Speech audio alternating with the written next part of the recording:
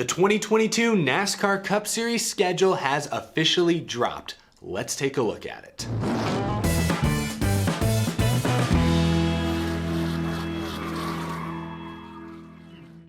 How's it going, y'all? My name is Eric. Welcome to Out of the Groove. It's a special day. At long last, the 2022 Cup Series schedule has been confirmed. We'll talk about it in great detail in just a moment, but first, we have to thank our sponsor for today's episode, Work Pro Tools. There they are, yeah. You might recognize Work Pro Tools from Richmond this past weekend. They were on Josh Williams' car, had a very competitive day. Were battling hard with Dale Earnhardt Jr. earlier in the race. Both Josh Williams and Dale Jr. were laughing and joking about it on pit road afterwards. And Josh was even on Dale Jr.'s podcast earlier this week, so we'll link that down in the description. But back to Work Pro Tools. Last week they sponsored an episode and we announced we were giving away one of these epic 87-piece tool sets. Well, today we are announcing the winner, Justin Briggs. We'll be in contact with Justin to see about getting him his prize. But thank you again to everyone who entered that giveaway. Work Pro Tools produces fantastic hand and power tools. Learn more about Work Pro Tools by heading to workproracing.com.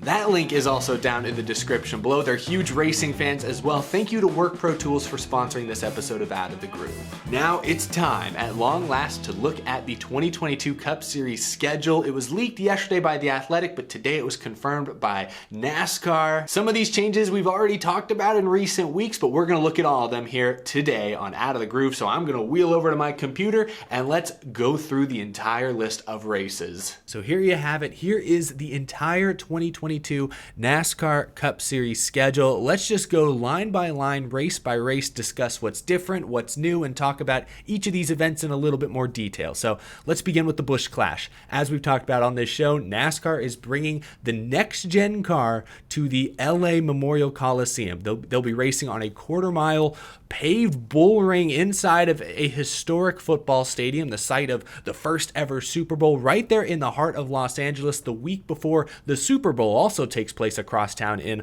Los Angeles. This is a bold move, but it has the potential to be a huge win for NASCAR. They're trying to hype up the next-gen car. They're trying to build up anticipation for the Daytona 500 2 weeks later, the sport's biggest event. I think it's risky to bring the next-gen cars to this event. I think a lot of teams wanted them to run the Gen 6 leftover cars from this year in this event because it's going to be close quarters, aggressive racing. There's going to be contact, there's going to be bent up sheet metal, there's going to be bent up fenders and tempers, and I don't think teams are too excited about dinging up their all new next gen cars in an exhibition race. So I'm not a huge fan of that move. I think also the product will suffer because I think by running next-gen cars, many of the drivers might hear in their ear from team owners, don't be too aggressive. Don't put this car in any unnecessary harm's way. If you're putting 20 or so Cup Series drivers on a quarter-mile short track, you're asking for contact. You're asking for spins, for wrecks, for incidents, and I don't think we should be putting the next-gen car in that sort of harm's way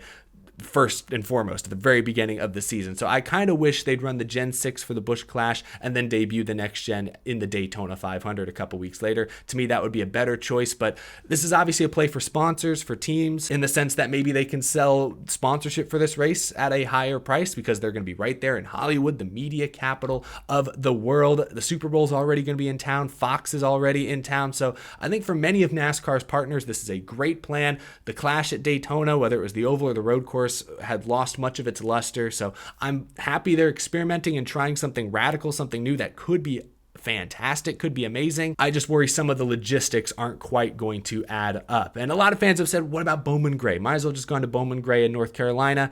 I don't think Bowman Gray's weather in early February would be great for a NASCAR racing environment, but maybe in the future, if this event goes well, we could see a sort of made-for-TV spectacle exhibition at a place like Bowman Gray. I think that should absolutely be explored, maybe as an all-star race in one of the coming years over the summer. But anyway, moving on from the Busch Clash, the Daytona 500 will be run on February 20th. That is the official first race of the season, the first points-paying race of the season, so nothing too different there. Then, of course, the West Coast Swing. Not many changes there either. Auto Club Speedway, which will still be the 2-mile configuration. They'll turn it into a short track in time for 2023. At least that's the plan. Las Vegas, Phoenix, West Coast Swing at the beginning of the year. I like it. Then Atlanta. Atlanta once again gets 2 dates. They have this date in March, and then they have another date in July, similar to this year. So Atlanta has race 5. 2025. And then Circuit of the Americas is back. Yes, I am happy about this as someone who lives in Texas, who used to live about 20 minutes away from Circuit of the Americas. It's a beautiful facility, a state-of-the-art road course. It's a state-of-the-art sports venue, period, end of story. This year's race was muddied, of course, by heavy rains and wet racetracks and things like that. It was run in May, so the difference this year is that they've moved it up 2 months to March. So March 27th, Circuit of the Americas, the NASCAR Cup Series returns. I hope all 3 series returns. That's going to be awesome. I'm glad that SMI and COTA were able to work out an agreement for a second year. I'm glad they're giving it another shot. Then we go to Richmond, Martinsville, a couple of short tracks. Richmond still has 2 dates, although we'll talk about in a moment, Richmond's second date has actually been moved out of the playoffs. They had a date in the first round of the playoffs, as we just saw a couple days ago. Now their second date is just before the playoffs begin. I think that may be a fair change. Martinsville, April 9th, that's a Saturday night. Martinsville night race is back. That's exciting. I'm happy to see that as well. Then the Bristol Dirt Race, and this is one of the bigger changes on the schedule, actually. In my opinion, at least, Bristol Dirt is back. That's not a change, but they're running this race apparently at night. Again, no official start time was given, but they say this will be a Sunday night race on April 17th. So that's a notable change. That was one of the number one criticisms the Bristol Dirt Race faced from drivers, teams, and fans who couldn't see the action because it got all dusty during the day. Dirt races are typically meant to be run at night. I'm glad to see NASCAR and Bristol making that change. The networks agreeing to make that change and move this race later in the day, run it at night. It's a Sunday night race, and it's also Easter Sunday, which means for the first time in decades, the NASCAR Cup Series will race on Easter Sunday. And I saw a lot of fans upset about that, and I understand. I don't know if it's the best play from a ratings perspective, because Easter, typically families come together, have dinner, they celebrate. I don't know how many of those families are then going to turn on a NASCAR race and watch a NASCAR race Easter Sunday night. I don't know. Some fans are upset they're racing on Easter at all, and I mean, everyone's entitled to their opinion. I don't think it's that big of a deal. I mean, the NBA plays games on Christmas Day, NFL plays on Thanksgiving Day. NASCAR just raced on 9/11, a very somber commemorative day. I think NASCAR can run on Easter. Baseball plays on Mother's Day. That part does not really bother me, but I'm not sure what TV ratings or attendance will look like if they're racing on Easter Sunday. That is a concern. Then Talladega gets its normal spring date. Dover, Darlington returns with 2 dates once again. The May date will likely be used as the throwback weekend. I believe the Southern 500 will still be run on Labor Day weekend, first race of the playoffs we'll talk about in a moment. Happy Darlington has 2 dates. Then Kansas. Texas is back as the site of the All-Star race. I don't think many people will be too excited about that, but one notable change, they've moved the date of the All-Star race back to its original traditional location on the schedule, being the week before the Coca-Cola 600. So it's not in Charlotte, it is at another 1.5 miles, but at least it's now May 22nd, the week before the Coca-Cola 600. I think that's a more natural fit for the Texas All-Star, for the All-Star race to be the week before the Coke 600. So a return in some ways to tradition, but Texas, I think it's in their contract. They get 2 dates, and this is at least same as this last year. At least this means we don't have to sit through 2 500-mile Texas races. That's the silver lining in all this. And I think we can all admit that this year's Texas All-Star race wasn't quite as bad as many of us predicted. It wasn't great. It was full of gimmicks, but it wasn't as bad as many of us predicted. It was okay. It was watchable. I'd say it was watchable. So Texas All-Star race, May 22nd. Coca-Cola 600, it's normal. Memorial Day weekend, May 29th. Gateway is added to the schedule. We've talked about this on the show, but yes, it's confirmed. Gateway, located near St. Louis, will get a Cup Series race June 5th. That's very exciting. It's a 1.25 mile oval, so it's a bigger oval, not quite 1.5 miles, but it's a bigger oval. But because it's so flat, because of the way it races more like a short track than you'd imagine. We've seen the Truck Series race there. We've seen IndyCar race there. I'm a fan of them adding Gateway. It's a new Midwestern market. St. Louis is a big city. I'm happy to see Gateway on the schedule, and it's effectively replacing one of the Pocono dates, which is still surprising to me because I was pretty sure Pocono had an agreement for 2 dates through at least the end of this TV agreement. I have no idea how it was worked out that Pocono would lose one of their races in 2022, but I'm not going to lose too much sleep over it. Pocono's beautiful. It's a pretty track, but I'm fine with Pocono getting 1 date and Gateway getting their other one. So June 5th is Gateway. Then Sonoma, of course, June 12th, normal spot in the schedule for Sonoma. And then before we get to Nashville, NASCAR has its one and only, apparently its only, off weekend all season long. And this was a bit of controversy. I saw many within the industry addressing this on social media in the last 24 hours. The NASCAR schedule is very, very long. Only having one off weekend between February 20th and November 6th, That's going to be grueling for especially the people that travel, either working on the teams or for the teams, who travel to the racetrack every weekend. That's going to be a grueling schedule. I completely sympathize with those people. The drivers will survive. I mean, it's going to be a busy schedule for sure, but I'm not as worried about the driver's schedule. I'm more worried about the crews and the people who work kind of behind the scenes with the teams. They're the ones who are going to be worked really hard next season, only getting one off weekend. I mean, every year's a grind. This year, they have 3 total off weekends, and 2 of them, that 2-week break for the Olympics happened at the same time. So there's really only 2 gaps in the schedule this year. Next year, it's only going to be 1. That's going to be tiring. It's going to be exhausting. But, if there is a silver lining to it, at least there are very few gaps in the schedule, so we don't really lose momentum. At least it's consistent. Fans are going to know that pretty much every Sunday afternoon, occasionally Saturday afternoon, there's going to be a Cup Series race. So at least that predictability, that consistency might be good for attendance and for TV ratings. But yeah, it's going to be a grueling schedule. It'd be nice if they could have thrown another off weekend in here somewhere, but they want to get the schedule. They want to get the season done in early November as opposed to mid to late November.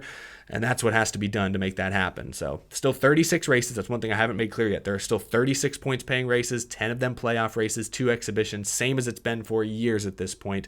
It's going to be busy. But once that off weekend ends, they head to Nashville. Nashville Super Speedway is back. They're in the second year, I guess now, of a 4-year contract.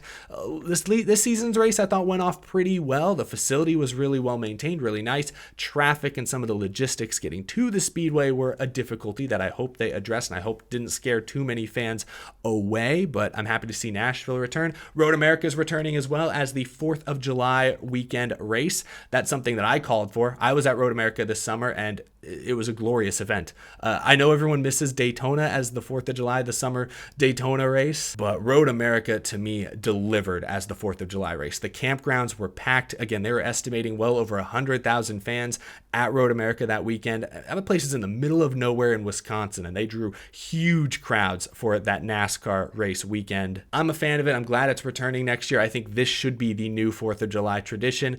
At least so far, it seems like NASCAR agrees with me. Then Atlanta's second date, which we already talked about. New Hampshire gets their July date. Pocono, one and only date, July 24th. Fans may be sad about that. Again, I'll get over it, but the summer stretch looks pretty familiar. Indy Road Course returns July 31st, although I saw an interesting report. I saw it tweeted by Jenna Fryer today, actually, that it sounds like Indianapolis would like NASCAR to return to the oval someday soon, or maybe even consider alternating year to year. Road Course one year, oval the next year, back and forth. So I thought that was interesting, but next year at least the Indy Road Course will return. I'm happy about that. I'm also intrigued by the idea of alternating year to year, oval, road course, oval, road course. I don't know the logistics behind it, how realistic that is, but that's something I'd want to see. I'm happy they went to the road course this past season. I was there. It was a fun race. It was a chaotic race, of course, towards the end, but if they did run the oval from time to time, because it's so prestigious, because it's the Brickyard, that's the Brickyard 400, I'd be okay with them doing that from year to year, or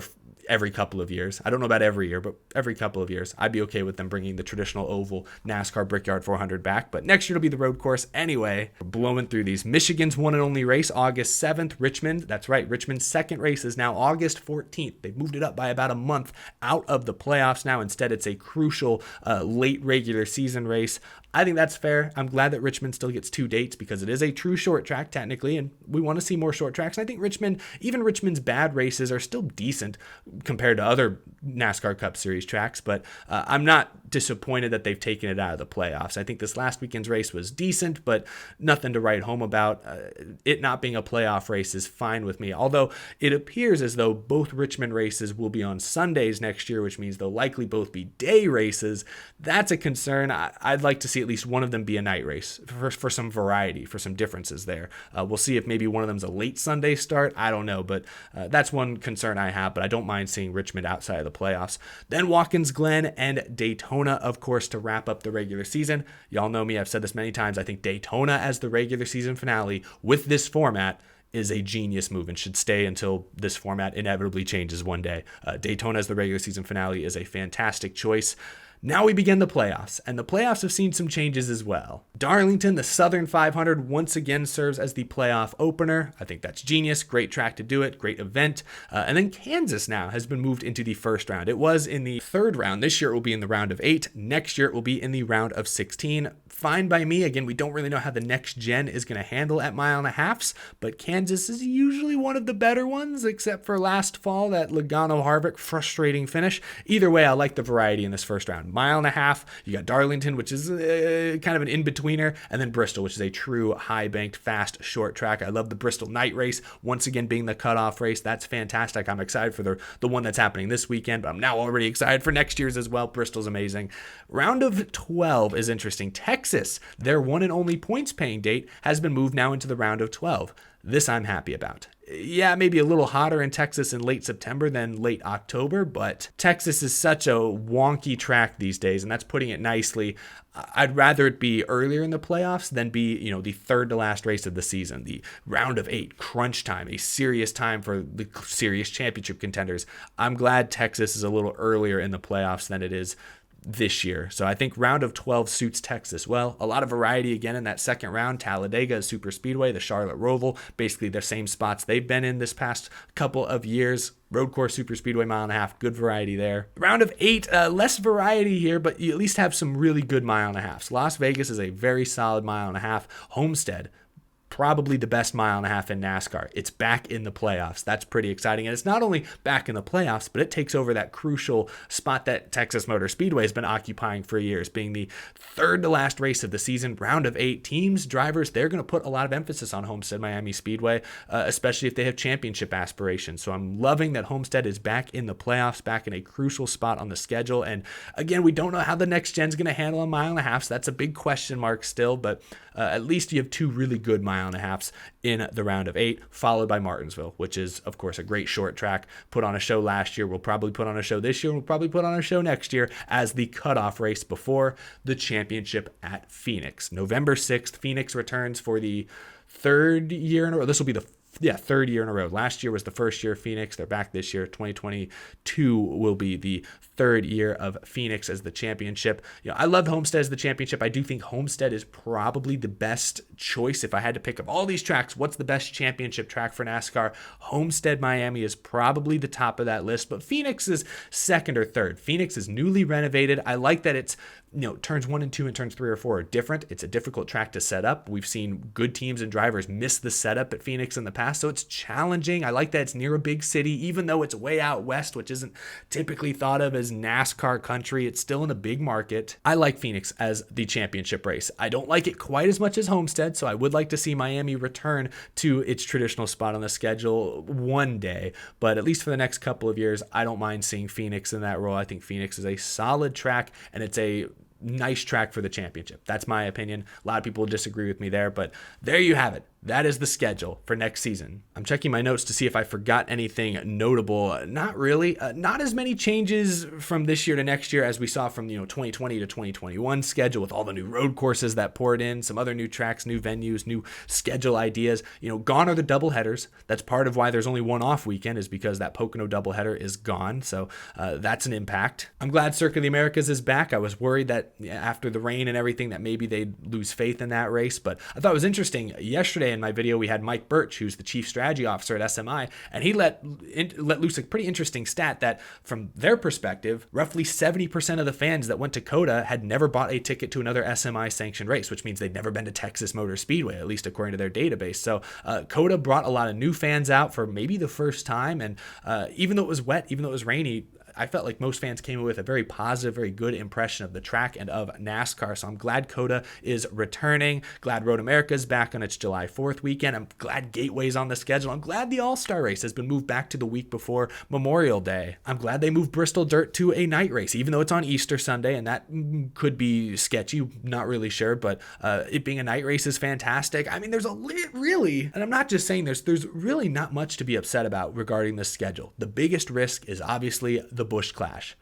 And that's an exhibition race. So exhibition races are meant to be risky. You're supposed to take risks there because you can afford to. Moving that race to the LA Coliseum is bold. Like I said, it's very, very bold, but it has the potential to pay off in a major way. So overall, I don't really have any major issues with this schedule. They moved Texas to a less important spot on the schedule. They put Homestead back in the playoffs. Like, honestly, I think this schedule is extremely good, very well-rounded. Let me know what you think down in the comment section below. I did forget to mention it because I didn't put it on this graphic, but the duels, the Daytona duels, I'm sure many of you all have already commented now. The Daytona duels will still be the Thursday before the 500, February 17th, so no change there. That's pretty traditional. But yeah, leave a comment down below. What do you think of this schedule? Do you like it? Do you dislike it? Or what are some of your favorites? What tracks are you planning to go see in person next season now that you've seen a look at the schedule?